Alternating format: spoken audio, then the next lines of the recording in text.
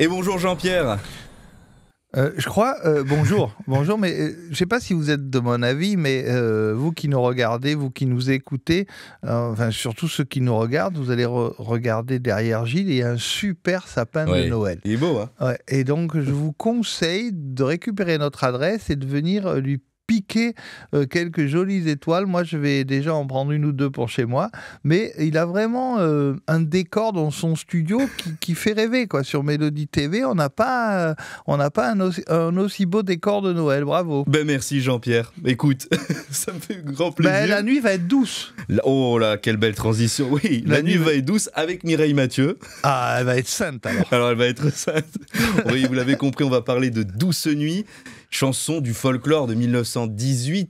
Oui, enfin, qui a été reprise en 18. Pardon. Mais en 1918, pendant la guerre de 14-18, elle a peut-être été reprise, et il y a une anecdote, je crois, mais elle avait été créée un siècle avant. Un siècle avant, dans les Alpes autrichiennes. Il y a une histoire autour de ça. Mais... Ouais, mais c'est vrai que pour une fois, on n'est pas dans une chanson qui parle de In Summer en été en anglais et qui devient Rêveur Noël en français. Vraiment, le texte d'origine a été respecté dans toutes les langues.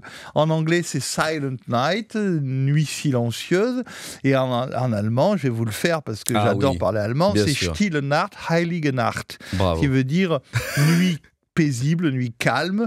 Heilig, c'est nuit sainte. Donc, c'est vraiment la traduction littérale dans toutes les langues du monde. Et regardez sur un site où on voit les covers, on appelle ça, les versions dans toutes les langues. Et il y a plus de 1340 versions de cette chanson.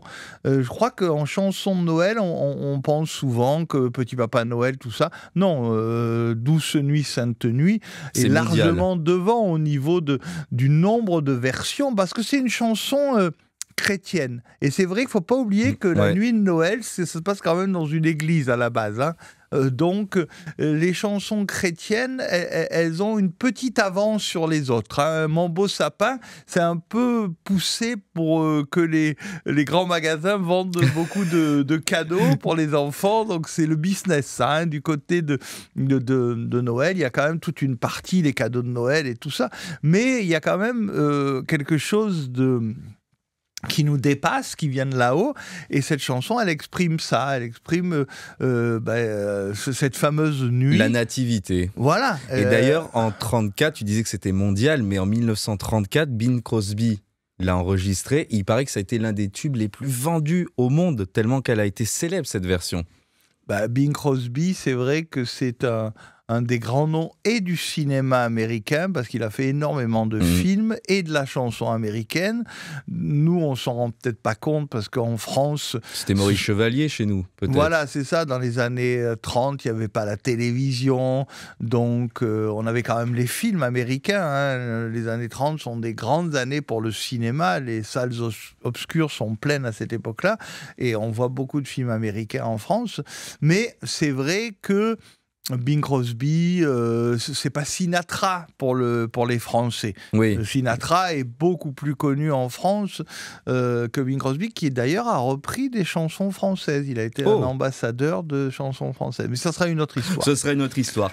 Et tu parlais de l'anecdote tout à l'heure de 1914 que je devais te donner. Tu savais qu'il paraît que cette chanson a été reprise lors de la trêve de Noël entre les Anglais et les Allemands en 1914.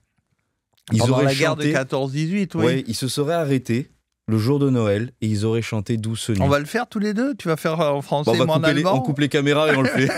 Bon, allez. En tout cas, c'est une chanson qu'il faut garder près de vous, parce que à la fin de ce calendrier, au bout de la 24e chanson, vous pourrez peut-être revenir à celle-là, parce qu'elle est parfaite pour la nuit du 24. Et elle est parfaite aussi dans l'interprétation de Mireille Mathieu qu'on va écouter aujourd'hui. C'est ça la spécificité sur Mélodie Radio. Et sur Mélodie Télé, on va voir la version de Grégory Turpin. Ah oui, c'est vrai que là, nos routes se séparent. Nos routes se séparent pour la deuxième fois, première fois, enfin je sais pas, on se sépare là. On se sépare avec d'un côté ce magnifique chanteur qui adore les chants religieux, c'est Grégory Turpin. Et puis, à la radio, c'est notre immense Mireille Mathieu qui a été quand même une ambassadrice de la chanson française. Moi, je me souviens, dans les aéroports des pays les plus lointains, à Shanghai, en Chine, il y avait des disques de Mireille Mathieu à l'aéroport.